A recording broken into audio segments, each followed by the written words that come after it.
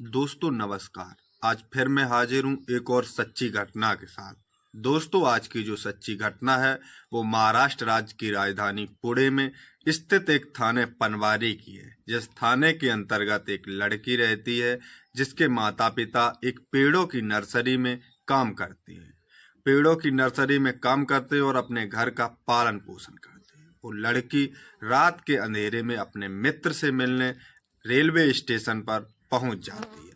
लेकिन railway station पर जब वो लड़की पहुंचती है तो जिस लड़के से वो लड़की मिलने आई हुई होती है वो लड़का रेलवे स्टेशन पर नहीं पहुंचता और इधर रात भी बढ़ रही होती है और वो लड़की उस रात्रि के अंधेरे में रेलवे स्टेशन पर अकेली पड़ जाती है और उसे डर सताने लगता है। जब लड़की को डर सताने लगता है तो एक ऑटो ड्राइवर की नज़र उस लड़की के ऊपर पड़ जाती है।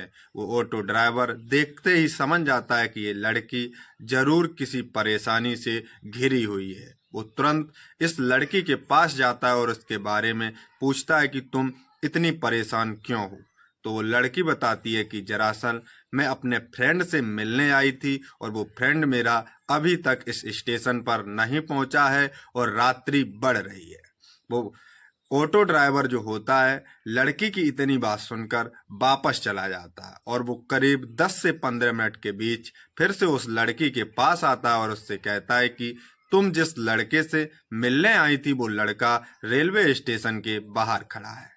लड़की इतनी बात सुनकर खुश हो जाती है और वो कहती है कि मुझे तुरंत उस लड़के के पास पहुंचा दो। वो ऑटो ड्राइवर उस ऑटो में उस लड़की को लेकर जाने लगता है तो वो ऑटो ड्राइवर उस लड़की को पीने के लिए पानी देता है। वो लड़की उस पानी को पीते ही बेहोश हो जाती है तो वो ऑटो ड्राइवर अपने ऑटो को लेकर सुनसान जंगल की तरफ निकल जाता है और जब वो जंगल की तरफ जाता है तो जंगल में करीब 2-3 घंटे तक वो उस लड़की के साथ संबंध बनाता है।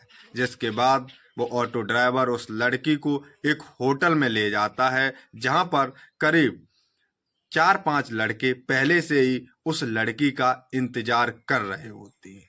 जिस होटल में उस लड़की को एक रूम में बंद कर दिया जाता है और वो सारे लड़के इस लड़की के ऊपर दरिंदों की तरह टूट पड़ते हैं और करीब 24 घंटे तक इस लड़की के साथ उस होटल के रूम में रेप की वारदात की घटना को अंजाम दिया जाता है। ये लड़की अब पूरी तरह हताश हो चुकी थी और अपने आप से भी बहुत परेशान थी।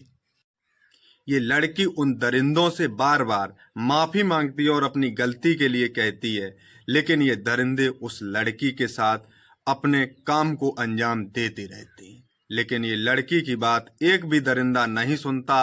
फिर रात्रि के समय ये लड़के उस लड़की को महाराष्ट्र की दादरा स्टेशन पर रात्रि के समय छोड़ आते हैं। वो लड़की एक बार फिर से रात्रि के अंधेरे में अकेली पड़ जाती है और जब लड़की रात्रि के अंधेरे में उस रेलवे स्टेशन पर अकेली होती है तो उसे 2 रेलवे के सफाई कर्मचारी देख लेते हैं और वो सफाई कर्मचारी भी उस लड़की के साथ रेप की वारदात की घटना को अंजाम दे देते हैं। अब वो लड़की पूरी तरीके से अपने आप को भूल चुकी थी कि वो कौन है और वो इतनी अपने जीवन से हताश हो चुकी थी क्योंकि इन दरिंदों ने उसके साथ पता नहीं क्या क्या किया था। इधर वो लड़की जब अपने आप से हताश हो जाती है और वो जो कर्मचारी होते हैं वो उस लड़की को एक ऐसी ट्रेन में बैठा देते हैं जिसका मुंह उत्तर की तरफ होता है और वो लड़की उस ट्रेन में डरी सहमी हुई सी एक कोने में जाकर बैठ जाती है। जब वो एक कोने में बैठ जाती है और ट्रेन कई 100 किलोमीटर का सफर तय करके चंडीगढ़ के रेलवे स्टेशन पर पहुंच जाती है जहां पर रेलवे का आखिरी स्टॉप होता है। उस गाड़ी का चंडीगढ़ ही आखिरी स्टॉप था। वो लड़की उस गाड़ी से उतरकर उस चंडीगढ़ के स्टेशन पर डरी हुई हताश परेशान सी बैठ जाती है तो वहां जीआरपी का एक जवान इस लड़की को देख लेता और वो देखते ही तुरंत पहचान जाता है कि इस लड़की के साथ जरूर ही कुछ गड़बड़ हुआ है। वो इस लड़की से पूछने की कोशिश करता है लेकिन लड़की इतनी परेशान और घबराई हुई होती है कि वो इंसान नाम से अब घृणा कर चुकी थी। इसलिए वो पुलिसकर्मी चाइल्ड अधिकारी से संपर्क करता है और वहां से उन महिला अधिकारी को बुला लेता है जिसे वो इस लड़की को उन महिला अधिकारी के हाथों सौंप देता है। वो महिला अधिकारी इस लड़की को बड़े ही प्यार से दुलार से रखती है और इसे खाना पीना खिलाती है और एक माँ जैसा इस लड़की को प्यार देती है और इस लड़की का वो महिला अधिकारी दिल जीत लेती है। जब ये लड़की का दिल जीत लेती है तो लड़की अपने साथ हुई सारी घटना इस महिला अधिकारी को बताती है तो महिला अधिकारी के पैरों तले जमीन खिसक जाती है और वो पुलिसकर्मी भी इस बात को सुनकर उसकी आंखों में आंसू भर आते हैं। जब आंसू भर आते हैं तो ये महिला अधिकारी पूछती है कि और क्या हुआ तुम्हारे साथ। वो अपनी सारी घटना इस महिला अधिकारी को सुना देती है।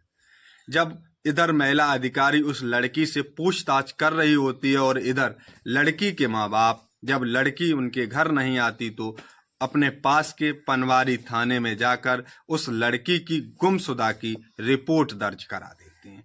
इधर रिपोर्ट दर्ज होती है तो पुलिस इसकी खोजबीन शुरू कर देती है और इस केस में पुलिस की जितनी तारीफ की जाए उतनी कम है, क्योंकि पुलिस इस केस को आनन फानन में अपने हाथों में लेकर इनके जो दुष्ट होते हैं, जो दरिंदे होते हैं, उनकी जांच शुरू कर देती है। इधर लड़की के माता पिता जब लड़की की गुमशुदा की रिपोर्ट दर्ज करा देते हैं तो इधर चंडीगढ़ पुलिस पनवारी की पुलिस से संपर्क करती है।